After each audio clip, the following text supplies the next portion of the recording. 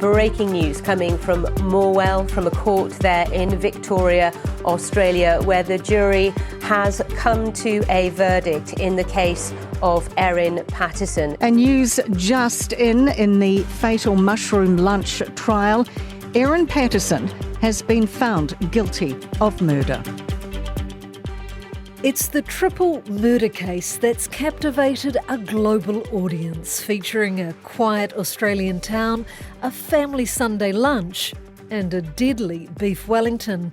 Now, after a marathon 2-month trial involving more than 50 witnesses, 4 long days of closing arguments and 7 days of jury deliberations, Erin Patterson has been found guilty of murdering 3 of her in-laws and attempting to murder a 4th in her home in July 2023. It's not a sort of classic murder trial. It was, some of the evidence was very Ben, I might convoluted. just stop you there. I think we have a verdict. We do. Would you like to bring it to us? We do. So what we can now tell you is that Erin Patterson has been found guilty on all charges. Guilty on all charges. That's a unanimous verdict. So that is 3 counts of murder. 3 counts of murder and 1 of attempted murder. So guilty of the murder of Don Patterson, her father-in-law, guilty of the murder of Gail Patterson, her mother-in-law, also guilty of the murder of Heather Wilkinson and guilty of the attempted murder of Ian Wilkinson. It was murder by mushrooms. We've been told that Erin Patterson is breathing very deeply. She's been watching the jury now. She's been blinking a lot, which we've seen from Erin Patterson a lot throughout the course of the trial. But wow, what an extraordinary result for a trial that has been anything but ordinary from the very, very beginning. Kia ora, I'm Amanda Gillies, and today on The Detail, the Erin Patterson murder trial. It's the case everyone, everywhere wants to know more about. This morning, new questions swirling about the deadly mushroom mystery. An otherwise ordinary Victorian family lunch that turned deadly and now into a media storm. An Australian woman has been charged with murder. The mushroom meal's cook, Erin Patterson, charged with 3 counts of murder and 5 counts of attempted murder, some dating back to 2021. I'm devastated. I love them. And I can't believe that this has happened. I can't believe it. Erin Patterson's high-profile trial started on April 29th in Courtroom 4 in the small Morwell Courthouse in Victoria. It's about a 2-hour drive from Melbourne. The trial was meant to last 6 weeks. It dragged on for 10. It was, at times, harrowing, emotional and revealing. Channel 7's chief reporter Chris Reason was among those at the courthouse. Here he is going live to Australia seconds after Erin was found guilty. That is a reaction that will leave many in that courtroom and many outside here stunned. There has been very little noise out here, absolute silence as everybody processes this news. This is a result that many people across the country, indeed the world, would have predicted and thought that she was guilty of these crimes. Chris was back at the courthouse yesterday. He spoke to me from his car outside in between his live crosses, and I asked him what his reaction was to the verdict. Look, I was surprised, Amanda, because for a long time this case has been really one of those cases where it pulls you one way, then it pulls you the other. You genuinely think, hang on, she's guilty as hell. Then you hear some other evidence and you think completely the opposite. No, she must have been innocent and of these charges. And I genuinely couldn't see which way it was going to go. At the point where we had the jury sitting into its 6th day, I suddenly started to think this is going to be hung. This jury is gridlocked and this is going to be bad news for everybody concerned. So the verdict yesterday, when they put their note out saying they were ready to deliver it, it caught us by surprise. But when the actual verdict came down, well, it was a surprise as well. The reaction was a phenomenal one outside and inside that courtroom. People had genuinely thought that we might not see a guilty verdict in this case. It came through and everybody was floored. What about Erin, though, the woman at the centre of this, Chris? How did she respond?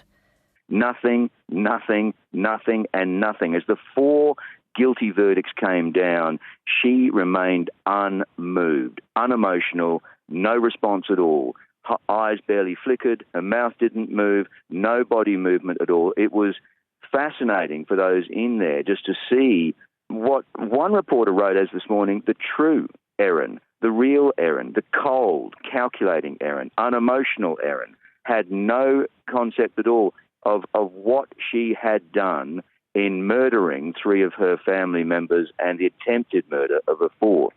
Now, I want you to remind us, Chris, who Erin is and what actually happened 2 years ago.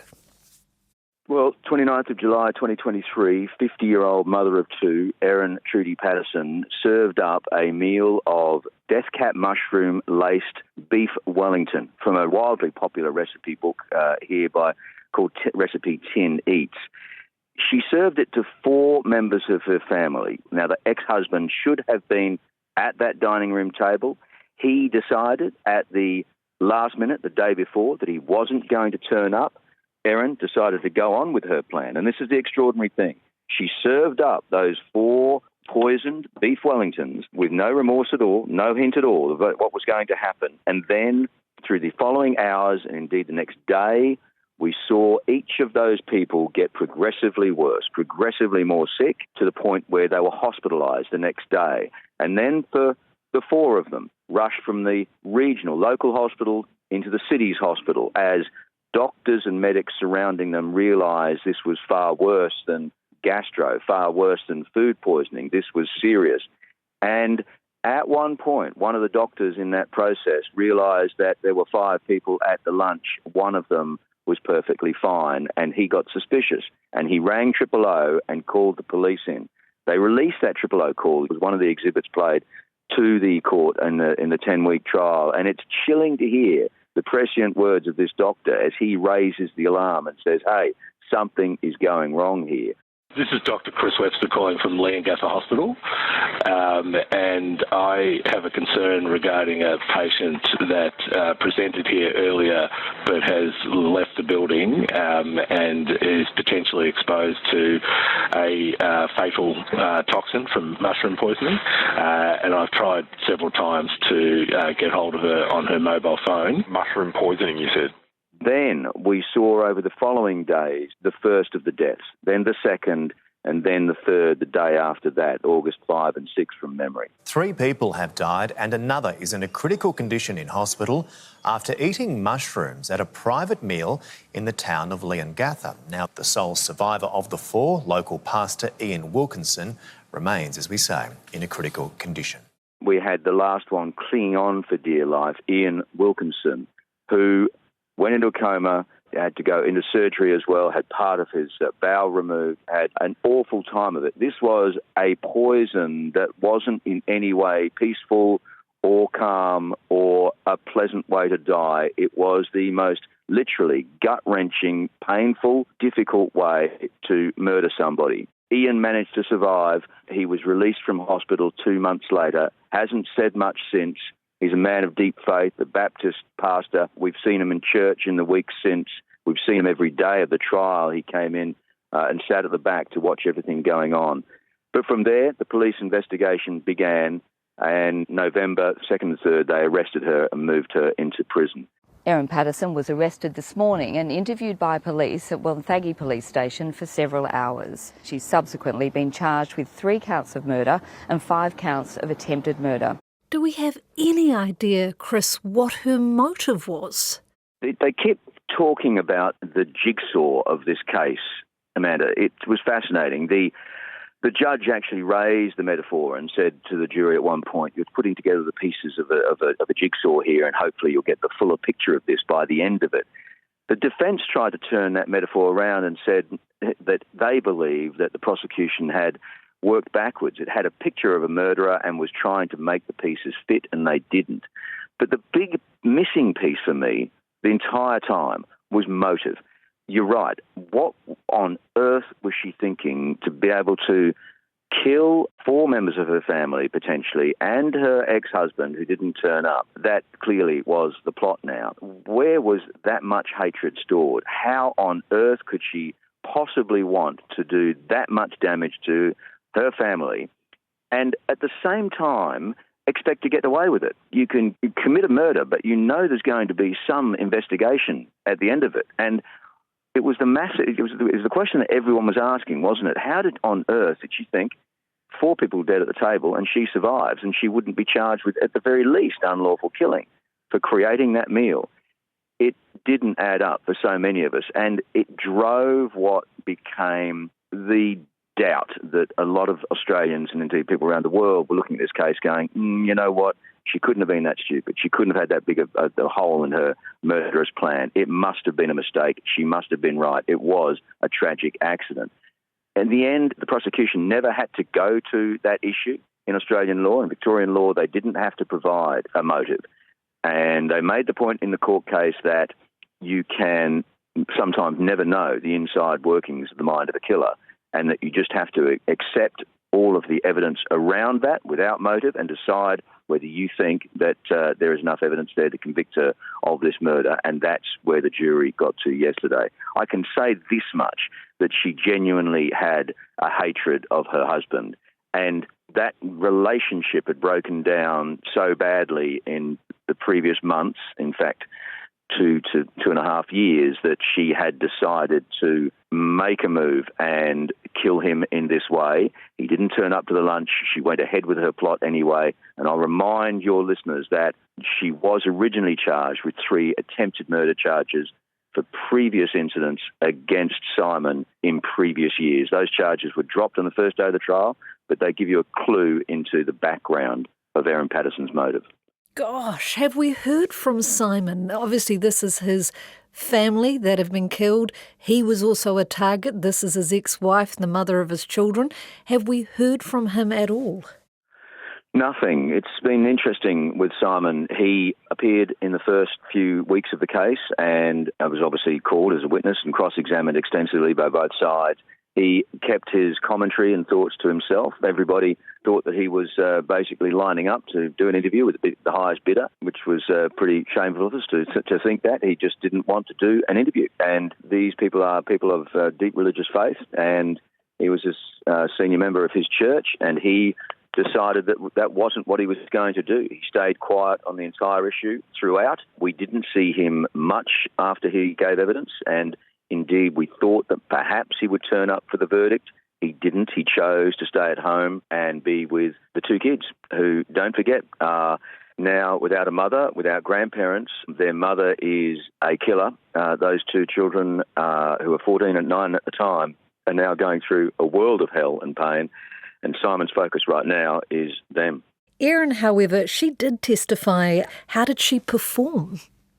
Yeah, it was interesting because in Australian law you have the choice, and you can sit there silent, and the jury legally can't read into that silence, but we all know they will. But she chose not only to give evidence but also to fast-track the entire trial. So she skipped a major part of the judicial system here in Australia. You go to a committal, so you hear a first blush of the evidence is laid out before the public and before the courts, and a judge will make the decision on whether this goes ahead to the next level. She said, nope, scrap that. Let's get straight to the Supreme Court trial. Let me get on the stand. I want to explain myself. Now, she did that, and again, a massive flag there that raised doubt for a lot of people.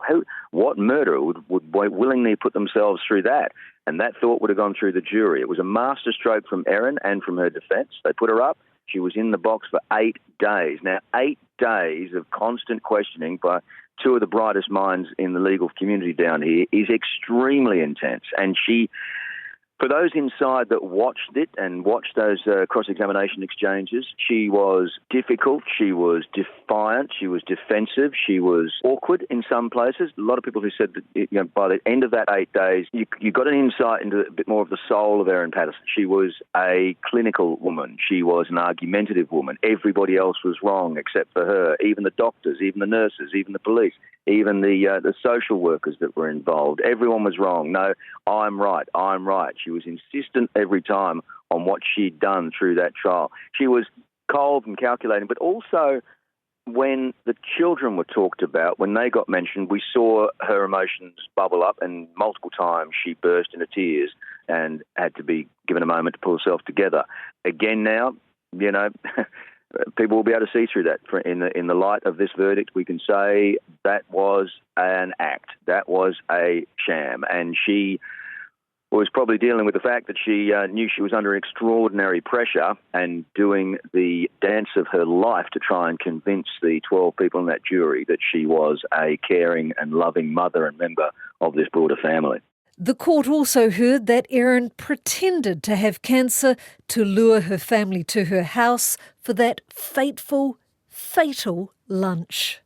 So she needed a decent excuse to lure Simon back into her house and feed him this beef Wellington. She knew that he wouldn't come alone, being a separated partner, and the thinking is that she chose to invite the other members of his family there to make it all about family, make it all about an open invitation to have all of them come along. And she realised the only way she could do that was to hit them with some big excuse. And the excuse she came up with was, I've got a big medical moment to explain to you. Something's happened to me. I've got cancer. And she announced this at the table. We know that because the survivor, Ian Wilkinson, reported it back to police. Now, that came back to bite her on the backside because, of course, Ian Wilkinson survived and was able to say that she talked about cancer. So the police went through her medical records and they were so thorough. They went to every hospital, every clinic, every GP saying, have you treated this woman for cancer? Everybody came back and said, no, don't know what you're talking about. Now, then they put that to her in the witness box. What's this cancer? You're lying. And she said, no, I wasn't lying. I made it up because I've got body issues and I wasn't actually having a cancer operation. I was having gastric bypass surgery. And again, another masterstroke. An overweight, middle-aged woman says to the world, I've got body image issues. Who hasn't? I'm just a normal person. And I lied. Yes, I said I had cancer when all I was doing was getting gastric bypass surgery. Now, it was a clever move, and it had a lot of people saying, oh, you know, I can empathise with that. I probably don't want to tell my family that I'm having gastric bypass surgery, and I've made up a little excuse about having a minor cancer procedure to get them to the table. Again, it was sort of muddying the waters, and it made people have another look. It made people sort of have a seed of doubt about Erin's alibi and excuses. So, with people sort of feeling sorry for her and it murkies the water a bit, what do you think was the most compelling piece of evidence that perhaps swayed the jury to say guilty? Look, the lies were the big one. She lied about so many things. The cancer was right up there, but there were more obvious lies that she had as well. The hydrator that she used. She said, I never forage for mushrooms. I don't have a hydrator. That's what she told the police. Well, it turns out that she did have a hydrator, and the police found the instruction manual for that hydrator in a kitchen drawer, asked her about it, and she said, denied. She said, I collect all sorts of manuals. I don't know why I've got that one. Then they found video of her going to the tip and getting rid of, dumping a hydrator. And then they found in her Facebook history photographs she'd posted of her hydrator boasting to her friends that she had this hydrator and she loved foraging for mushrooms. So they caught her out cold. So very quickly she was proven as a liar. We've got the foraging, we've got the hydrator, we've got the cancer, we've got the gastric band surgery. And by the way, when she said, I've got gastric band surgery, she'd actually said that she'd booked it at a particular clinic called Enriched. The police went to Enriched and checked. They didn't do gastric bypass surgery. She was lying about that as well. So for me, the lies were a key component in that prosecution attack. The police did a brilliant job of deconstructing her life and working out exactly where the holes were in her alibis in those days after the murder at her home. Erin's home now is Victoria's biggest female prison. She faces sentencing likely to be next month, but she could appeal. Her defence had made it quite clear that she would take that path at some stage if she did indeed get guilty. So we're looking for that moment. Here, an appeal in Australia would mean that the case goes before 3 judges, not a jury on the next level.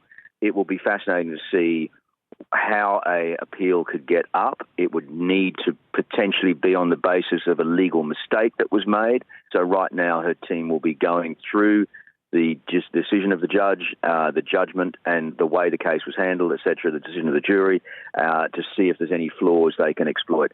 I might just add that the team she used is one of the best in Victoria. It cost her a fortune. Rough calculations, anywhere from about $600,000 to $800,000 to get to this point. Now, she inherited from her dead mother about $2 million a few years ago. She's used up a lot of that inheritance paying for that. Will she have the money to go to the next level is a big question. So, look, we don't know officially which way she will go. We're waiting to find that out. If she doesn't go the appeal, then she's looking at sentencing. We're looking at a long time behind bars, potentially multiple life sentences. This whole case has fascinated me from day one. Chris, in your words, why do you think this case has captivated Australia and also the rest of the world? I think, first and foremost, it's the unique murder weapon, death cap mushrooms. What the hell? Where has that come from? No one's ever heard of that before. That alone pricked ears here and internationally. Who knew that that was a thing? And there's a lot of equivalency going on. Sort of everyone's saying this is the biggest crime story since the Azaria Chamberlain case back in the 80s, back in Australia.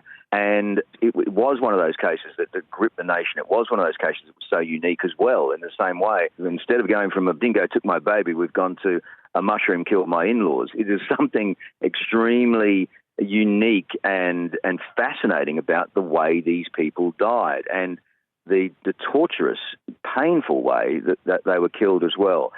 Second, the fact that it was family. Third, the fact that that family was steeped in the church. Everybody loves the mystery and intrigue of church and cult victims. So that was fascinating as well. Fourth, the fact that she was so ordinary, so middle class, so like everybody else. And fifth, the fact that it was such a borderline case. Did she do it? Didn't she? It was a great whodunit that very few people could sort of actually convincingly argue one way or the other that it was definitely guilt or not guilt. So it was fascinating in that way. It drove barbecues and it drove dinner parties and it was fun to debate. It wasn't as clear cut, or it wasn't as gruesome perhaps even as a mass murder or anything that involves a gun or a knife or anything like that. There was something about the poison and the fact that, this ordinary Australian middle-class mum had committed this crime, or maybe she didn't. And that's what made this thing so fascinating. That's all for today. The Detail is a newsroom production supported by RNZ and New Zealand On Air. Thank you to Chris Reason. This episode was produced by Gwen McClure and engineered by Mark Chesterman. I'm Amanda Gillies. Matua.